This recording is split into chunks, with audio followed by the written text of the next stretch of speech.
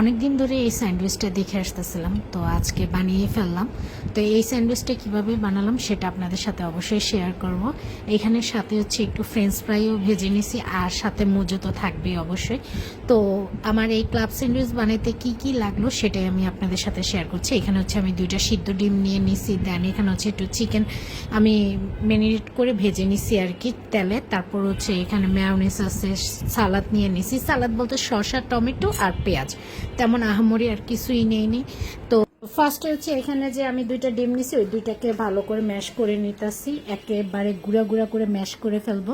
Mash করার পর হচ্ছে এখানে আপনারা চাইলে অ্যাকচুয়ালি 3টা ডিমও ইউজ করতে পারেন। আমি যেহেতু এখানে চিকেন ইউজ করবো এই জন্য হচ্ছে 2টা ডিম ইউজ করছি।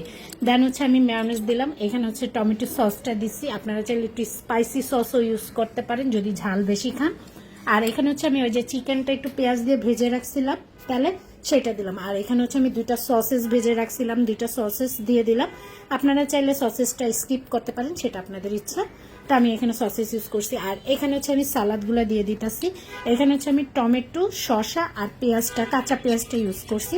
টমেটো আর হচ্ছে আপনার শসাটা একেবারে মিহি করে কুচি কুচি করছি। আপনারা চাইলে এখানে গাজরও ইউজ করতে পারেন, বাসায় গাজর ছিল না এই জন্য গাজর দেয় নেই। দেন হচ্ছে একটু টক টক ফ্লেভার আনার জন্য হচ্ছে আমি একটু লেবু দিয়ে দিছি। এখানে হচ্ছে আপনার সুইট যে সসটা থাকে, সুইট চিলি সস বলে মনে হয়, ওই সসটা আমি একটু ইউজ করছি এখানে।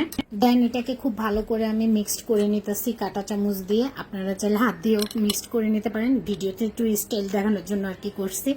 আর এখানে হচ্ছে আমি একটু লবণ দিয়ে দিলাম পরিমাণ মতো। দেন হচ্ছে এখানে একটু গোলমরিচ ইউজ করলাম।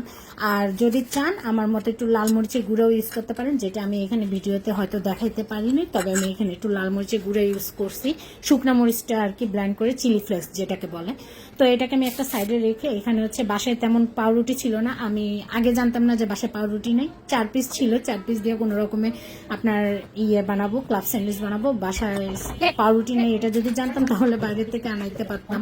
তো এখানে হচ্ছে আমি সাইডগুলা কেটে নিতেছি। সাইডগুলা কাটার কারণে একেবারে ছোট ছোট দেখা যাইতেছে, কিন্তু এগুলো অনেক মোটা মোটা, এই জন্য সমস্যা নেই। তো এখানে হচ্ছে আমি ক্লাব স্যান্ডউইচের যে মিক্সড আপটা রেডি করেছি সেটা দিয়ে দিচ্ছি।